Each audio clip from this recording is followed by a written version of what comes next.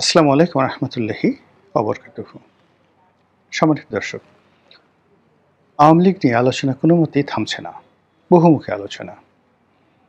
আওয়ামী লীগের নেত্রী বা সভানেত্রী শেখ হাসিনা, তাকে নিয়ে আলোচনা হচ্ছে। শেখ রেহানাকে নিয়ে আলোচনা হচ্ছে। জনাব সজীব ওয়াজেদ জয়কে নিয়ে আলোচনা হচ্ছে।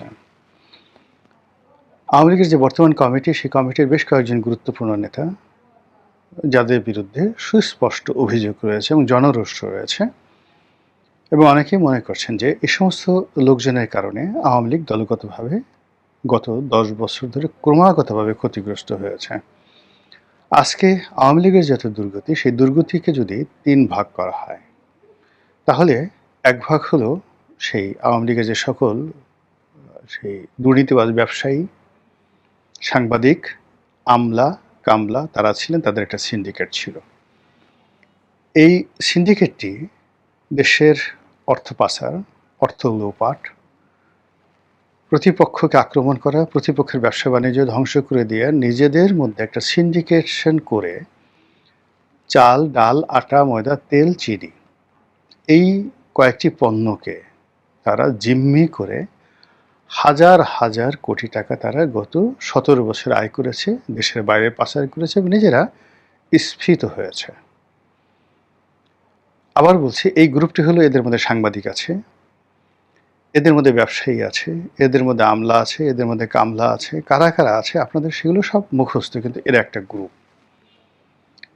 দ্বিতীয় আরেকটা গ্রুপ হলো দলের মধ্যে মন্ত্রী, এমপি এবং মন্ত্রী এমপির বাইরে মেয়র, পৌরসভার মেয়র, সিটি কর্পোরেশনের মেয়র থেকে শুরু করে অন্য যে সকল রাজনীতিবিদ রয়েছেন, এর মধ্যে ইউনিয়ন চেয়ারম্যান থেকে উপজেলা চেয়ারম্যান পর্যন্ত আছেন। তো এই সিন্ডিকেটের যারা লোকজন, তারা একেবারে সর্বনিম্ন যদি কেউ চুরি করে থাকে ১০০ কোটি টাকা করেছে, আর উঁচে তো হাজার হাজার কোটি টাকা। এমন অনেক ইউনিয়ন পরিষদের চেয়ারম্যান আছে যারা গত ১৭ বছরে শত শত কোটি টাকা চুরি, চামারি, টেন্ডারবাজি, চাঁদাবাজি এগুলো করে দেশ এবং দেশের বাইরে সম্পদের পাহাড় গড়ে তুলেছেন। এবং সেটা কারো নাম বলবো না, আমি শুধুমাত্র একটা উদাহরণ দেই।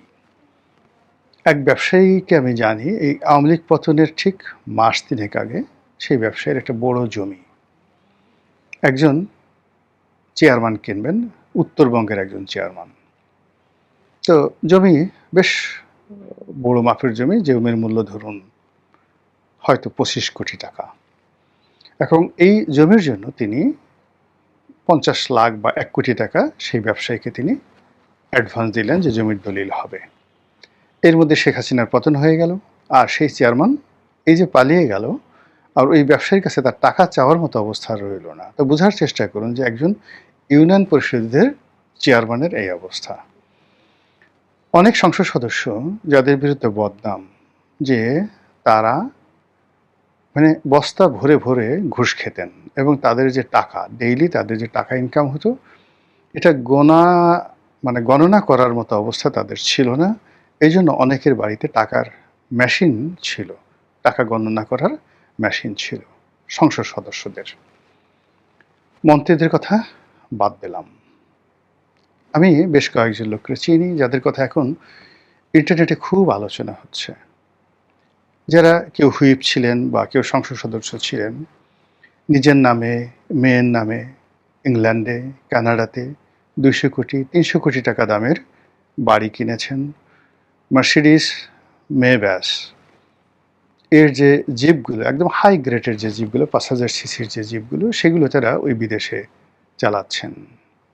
অনেকে সেই রোলস রয়েস গাড়ি একাধিক, ছেলের জন্য একটা কিনেছেন, নিজের জন্য একটা কিনেছেন, রোলস রয়েস প্যান্থম এই গ্রেডের গাড়ি তারা চালাচ্ছেন ইউএসএতে। তো এই যে দুর্নীতিবাজ যে একটা গ্রুপ, আওয়ামী লীগের যারা এই মুহূর্তে পালিয়ে আছেন কিন্তু কম্পারেটিভলি অনেস্ট, তারা এই দুর্নীতিবাজ গ্রুপটিকে, দলের মধ্যে যারা নেতা তাদেরকে বাদ দেওয়ার জন্য দলীয় সভানেত্রীকে প্রাণান্তভাবে তারা চেষ্টা চালাচ্ছেন, কনভিন্স করছেন যে এদের দ্বারা হবে না। এরপরে আরেকটি গ্রুপ রয়েছেন দলের মধ্যেই এরা মনে করছেন যে সব দায় শেখ হাসিনার। তারা শেখ হাসিনাকে মাইনাস করতে চাচ্ছে, শেখ হাসিনার পরিবর্তে জয়কে আনতে চাচ্ছে, শেখ হাসিনার পরিবর্তে পুতুলকে আনতে চাচ্ছে, শেখ হাসিনার পরিবর্তে রেহানাকে আনতে চাচ্ছে, এবং দলের একেবারে গভীর আমরা এখান থেকে যেই কথাগুলো শুনি। এটা গেল আওয়ামী লীগের মধ্যে এই ত্রিমাত্রিক রসায়ন হচ্ছে দলের নেতৃত্ব পরিবর্তনের জন্য। আর অন্যদিকে যেটি বিভিন্ন মাধ্যমে রিফাইন্ড আওয়ামী লীগের কথা শোনা যাচ্ছে, সেই রিফাইন্ড আওয়ামী লীগে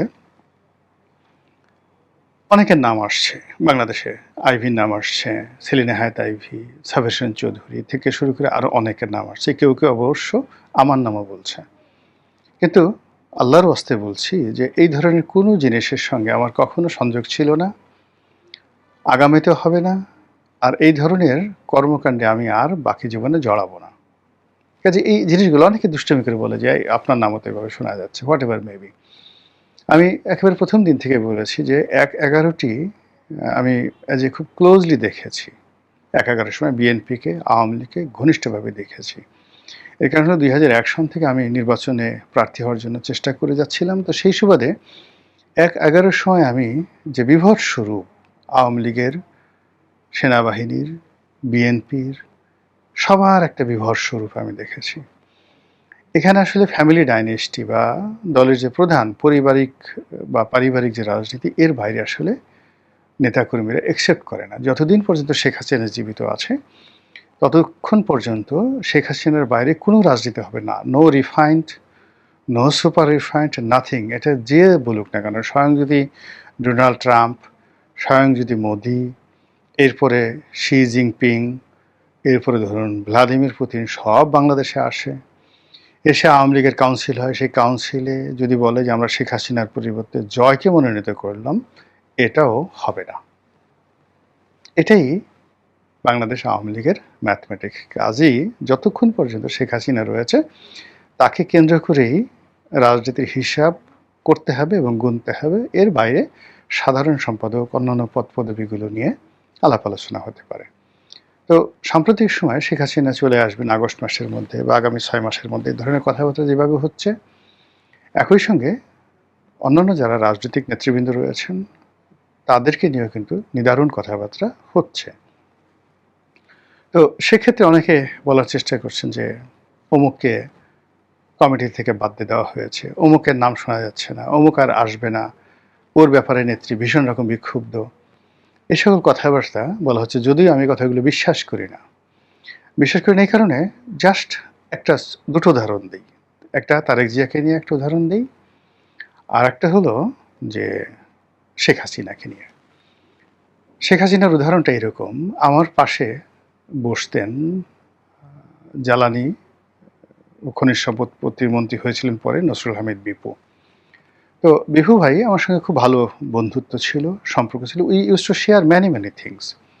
পরবর্তীতে আমি জেলে যাওয়ার পরে আর তার সঙ্গে আমার কোনো যোগাযোগ হয়নি, কিন্তু আমরা সংসদে যে ৫টি বছর ছিলাম, আমি, বিপু, ইকবালুর রহিম, নজরুল ইসলাম বাবু, মুরাদ জং, আমরা এই কজন একেবারে হরিহর আত্মার মতো পাশাপাশি বসতাম। একেবারে সামনের সারিতে আরও ২জন লোক ছিলেন। একজন ছিলেন স্বরাষ্ট্রমন্ত্রী কামাল সাহেব, কামাল সাহেবের পরে আব্দুল মজিদ, সেই অ্যাডভোকেট মজিদ, হবিগঞ্জের এমপি, আর একটা ছিল জাহির, অ্যাডভোকেট জাহির। আর পার্লামেন্টারি যে কমিটি ছিল, এই কমিটির যারা সদস্য প্রায় সবার সঙ্গে, এই যে এখন বিএনপির মঞ্জু সাহেব আছেন, তারপরে রেজা আছেন, জাতীয় পার্টির হুইপ ছিলেন বা চিফ হুইপ ছিলেন, রেজা আছেন, এরপরে ওমর ফারুক চৌধুরী রাজশাহীতে পরবর্তীতে শিল্প প্রতিমন্ত্রী হয়েছিলেন, ওনাদের সবার সঙ্গে আমার একেবারে হরিহর আত্মার বন্ধুত্ব ছিল। তো সেই সুবাদে প্রায় সব কিছুই নসরুল আহমদ বিপু আমাকে শেয়ার করতেন। একদিন দেখি তার খুব মন খারাপ।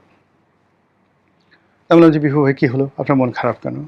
বললো যে, রনি আর বলো না, সকালবেলা প্রধানমন্ত্রীর সঙ্গে দেখা করতে গেলাম। তো প্রধানমন্ত্রী একেবারে রেগে মেগে অস্থির, কেন আসছো, আমার কাজ নাই, অলওয়েজ ডিস্টার্ব করো, যাও।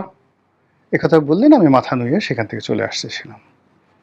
তো আমি যখন চলে আসলাম, উনি আবার ডাকালেন, ডাকিয়ে একেবারে সেই গণভবনের দোতলায় নিয়ে গেলেন। ২ ঘন্টা, ৩ ঘন্টা, ৪ ঘন্টা সেই গল্প, দুপুরে খাওয়া দাওয়া ইত্যাদি। গল্পের এক ফাঁকে জিজ্ঞেস করলেন, আচ্ছা মহিউদ্দিন খান আলমগীরকে যদি অর্থ